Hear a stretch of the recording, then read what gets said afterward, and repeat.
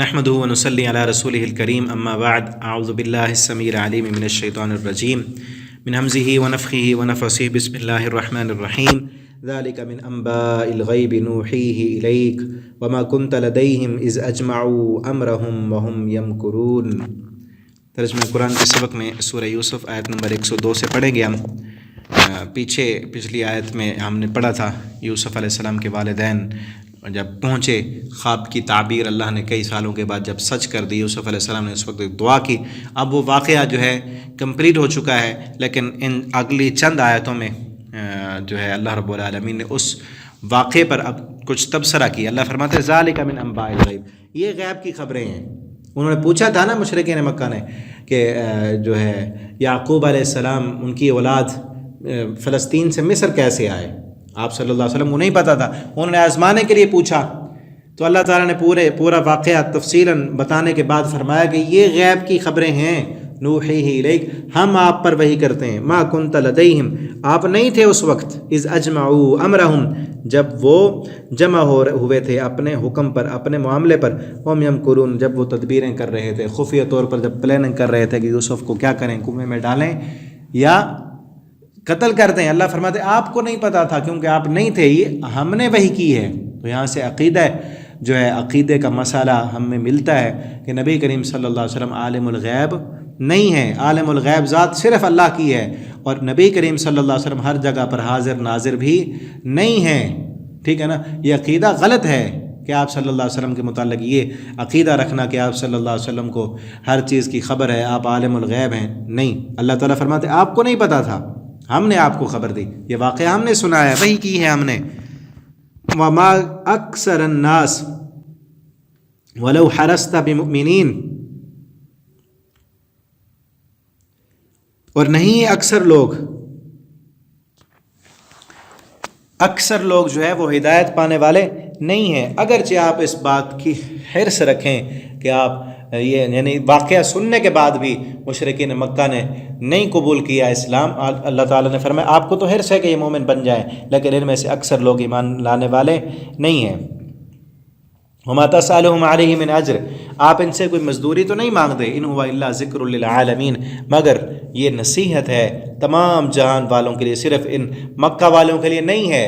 انہوں نے اگر اس واقعے کو سن کر اس میں سے سبق حاصل نہیں کیے بلکہ استہزاء اور مذاق کیا ہے، جھٹلا دیا ہے، تو یہ قرآن صرف ان کے لیے نہیں، پوری کائنات والوں کے لیے ہدایت ہے۔ انہوں نے نہیں مانا تو اور لوگ آئیں گے ماننے والے، اور لوگ آئیں گے اس کو پڑھنے والے، دنیا تک پہنچانے والے۔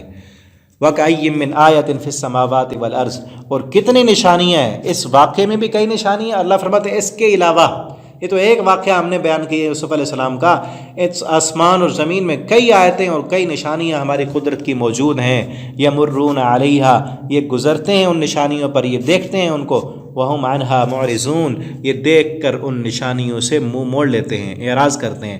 وما یؤمن اکثرهم باللہ الا وهم مشرکون، اور نہیں ہے ایمان لانے والے ان میں سے اکثر باللہ، اللہ پر، مگر وہم مشرکون، اس حال میں کہ وہ شرک کرتے ہیں۔ اکثر، اللہ فرماتے ہیں اکثر ایمان کے دعوے دار مشرک ہیں، جھنجھوڑ کر رکھ دینے والی آیت ہے۔ اللہ فرماتے ہیں اکثر ایمان کے دعوے دار شرک میں گرفتار ہیں۔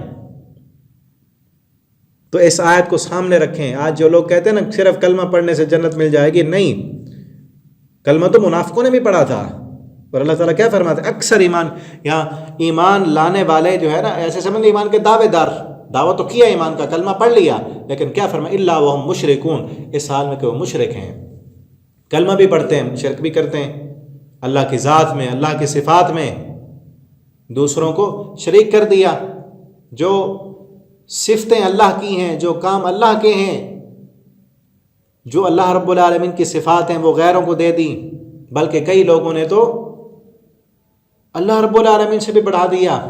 آج دیکھیں کلمہ پڑھنے والے ہی ہیں نا، داتا دینے والا اللہ ہے، انہوں نے غیروں کو بنایا ہوا ہے، کسی کو گنج بخش، کسی کو غوث اعظم، کسی کو رکن عالم۔ رکن عالم کا کیا مطلب؟ عالم کا رکن، یعنی جس طرح ایک چار پائی کے رکن ہوتے ہیں نا، ایک کمرے کے رکن ہیں، ایک کرسی کے 4 کونے ہیں، اس کے رکن ہیں، ایک رکن نہ ہو تو چار پائی گر جائے۔ اسی طرح معاذ اللہ کے ایک رکن ہے کائنات کے، اگر یہ نہ ہوں تو عالم نہ چلے. اللہ کے ساتھ شریک کر دیا. کسی کو غوث اعظم یعنی غوث تو اللہ ہے، غوث سے بھی بڑا غوث معاذ اللہ. یہ شرک ہے. یہ اور کون کر رہے ہیں؟ کلمہ پڑھنے والے. قبروں پر جا کر، مزاروں پر جا کر ان سے مانگنا. اور میں نے ایک کلپ میں دیکھا، ویڈیو میں، شیخ عبد القادر جیلانی، ان کی قبر پر گئے ہوئے ہیں لوگ، اور ان کی قبر سے چمٹ کر، اوپر جو جالیاں بنائی ہوئی ہیں ان سے چمٹ کر اس طرح رو رہے ہیں، گڑ گڑا رہے ہیں، جیسے بیت اللہ سے چمٹ کر انسان روتا ہے اسی طرح رو رہے ہیں.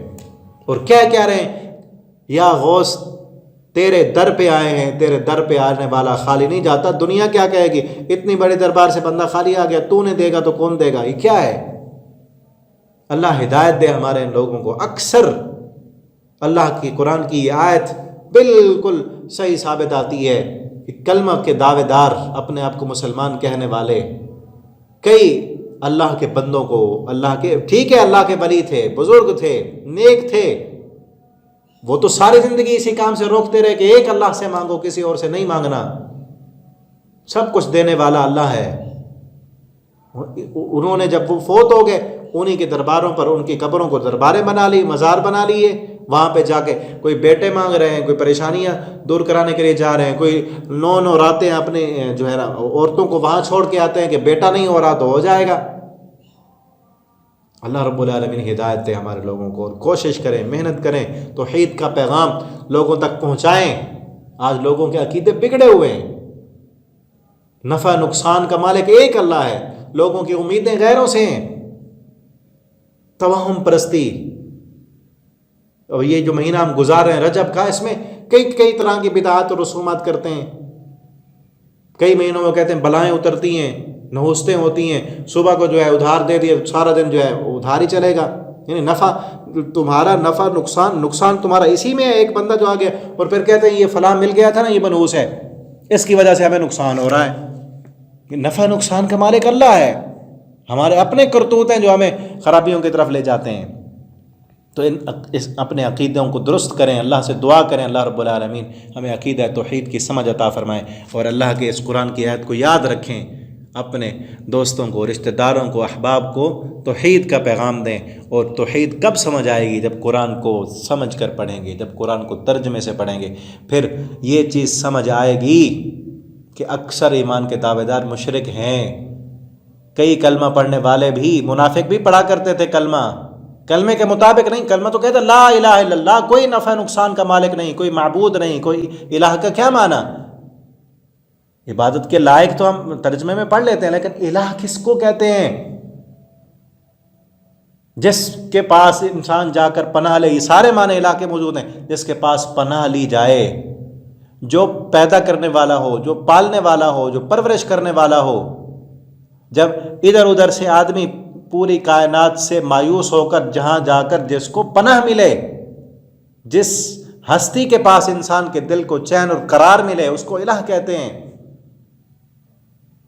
جب تک اس کے مطابق عمل نہیں ہوگا تو صرف پھر دعویٰ ہی ہے. اللہ ہمیں کلمہ توحید کو سمجھنے، اس کے مطابق عمل کرنے، اس پر زندگی بسر کرنے، اس کے لیے جینے اور مرنے والا بنا دے. آخر دعوانا الحمدللہ رب العالمین.